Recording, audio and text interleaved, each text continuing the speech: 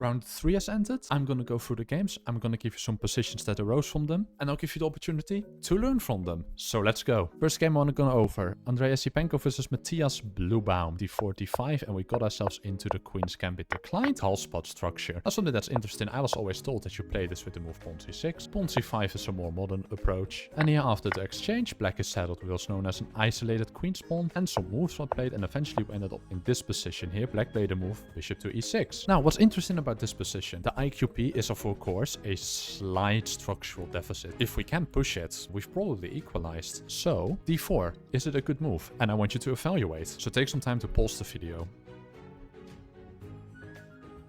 Pawn d4 actually doesn't work over here, but it looks somewhat interesting. So let's say we had taken, which isn't the move. Then over here we end up in a scenario where black has to take with the bishop, and then after we've gotten some trades in and we've saved the bishop pair, let's say bishop to d3, then we get in a pleasant position for white. The structure is symmetrical, and this should probably at this level end in a draw, but you know, with the bishop pair, white probably has a pleasant position. Why can't you take with this knight? That's actually more interesting, because after knight takes, bishop takes, there's the move knight b5.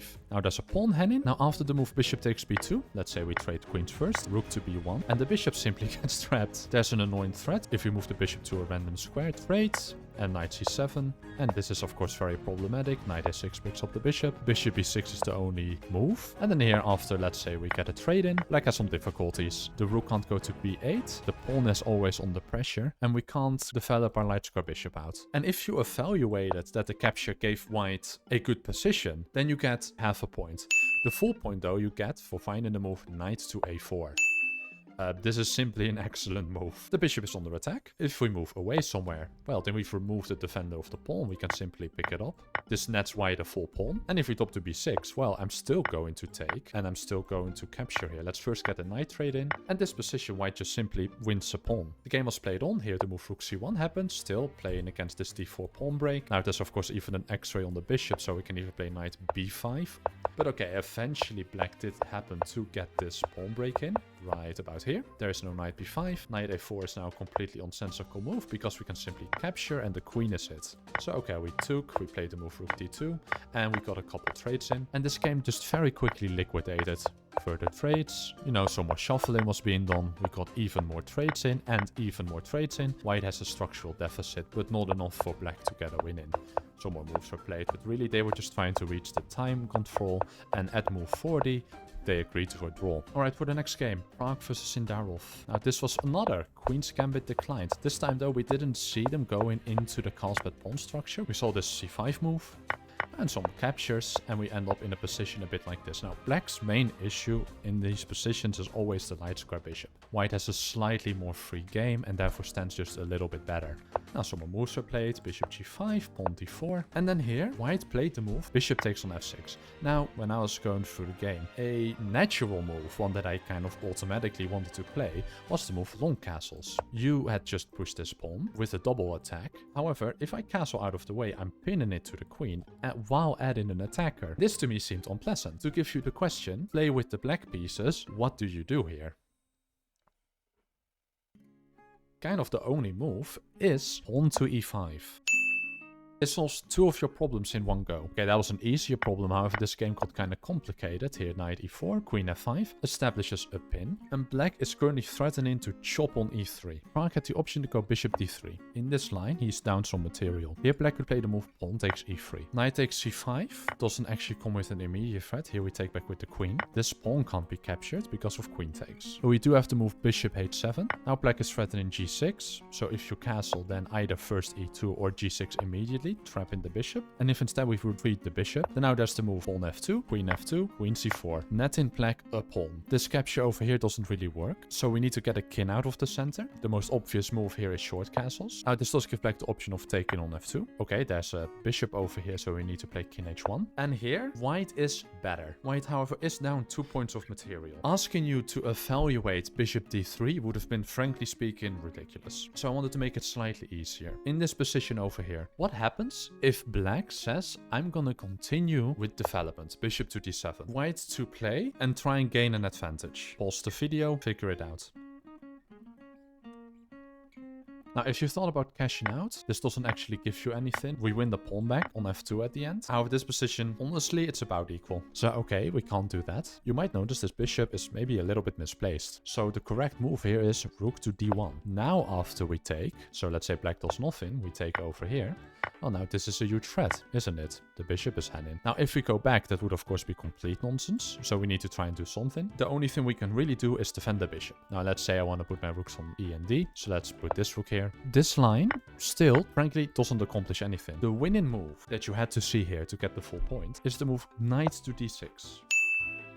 What's the point? Well, the bishop leaving the c8 square means that the pawn on b7 is currently unprotected. So if we move the queen, let's say we go to h5, simply to defend the h7 pawn, then we have to move knight to b7. This attack the rook. The rook can't move away because then we can take on c5. The queen takes back and this vacates the h7 square. We can simply capture, the king moves out of the way, and we take on d7. However, all of that didn't happen in the game. In the game we saw the move pawn b4. The computer here will tell you that the move bishop f8 is quite playable. Instead what we saw in the game was knight to b4, which looks sort of normal. I was analyzing certain positions here. After king to d1 take, if white here decides to take back and the move rook to d8 is played, can we go to c1? Is this maybe a good way to get out of the pressure? So over here to the questions from the black side, find the winning move. And take some time to pause the video. Now, the correct move here is honestly the very thematic pawn to b5. We're attacking the king. The king is in a horribly exposed position, so what you want to do is you want to open the position up. If white here tries a move like bishop to d3, we simply capture. And there isn't really a useful move here, knight to d6, counterattacking the queen. Unfortunately, succumbs to pawn takes bishop, counterattacking the queen. This is simply not good for white at all. If we ignore the threat some way, then what black is going to do is play the move bishop to b7. The knight is hanging. We still can't go bishop d3, meaning that the knight needs to be moved. And if we do so, let's say knight to f2, then there are a lot of ways to win. A very interesting one is the move queen to c5. Let's say we take, there's the move bishop to a3. King b1 is impossible because of the move queen b4. This simply leads to mate. And if you move the knight, still there's queen to c5. So instead here we saw the move bishop d3. The queen goes to g6. Pawn takes pawn f5. Now there isn't a threat here. Queen g3, bishop c5. This pawn is of course a weakness. Some more moves are being played, but this position is just not tenable anymore. The engine saw lots of ways to defend, but in positions like this, honestly, the lines are very complicated. Needless to say, though, what it comes down to, Pragg allowed Sindarov to sacrifice some material to open the queen side, and then was forced to walk their king up to the queen side. But if you can't solve your problems, then you're never really better. So queen f7 was played, black took. If we here take back with the knight, then there's simply bishop e6, forking the king and queen. Instead, white played the move king to b1. But here, I mean, you're just completely collapsing. Now, the final game here was Fabiano Caruana versus Wei Yi. And as you can see, the game only lasted 19 moves. So this was a very strange one. Now, what happened here is actually Wei Yi is the one who went for a bit of an opening surprise. In this position, after the move knight g5, which has been played before, the most common move is simply defending the knight with the move pawn to e6. Instead here, Wei Yi came with the move knight to b6. Retreating the queen is a bit awkward, meaning that Fabi essentially had to engage with this. Bishop takes c6, pawn takes back, we take here. We've given up our light square bishop, but we also gained 2 pawns. Now black needs to look for compensation. Compensation came in the form of pawn h6. The knight is currently controlling the h3 square, and after it retreats we can play first rook c8 and then the move bishop to h3. This keeps the king in the center. There's a positional threat here. If I make some nonsense waiting moves, there's the move bishop to g2. This forks these 2 pieces. After we move the rook, we take over here. There's always the move queen to d3. Fabi had to do something about that. They gave the check. The knight drops back. We of course don't want to trade queens. Rook to g1 is just prophylaxis against this idea. And after black castles, Fabi went for a very concrete approach. They said, look, you went over here with your bishop. I can't castle. What I'm going to try and do is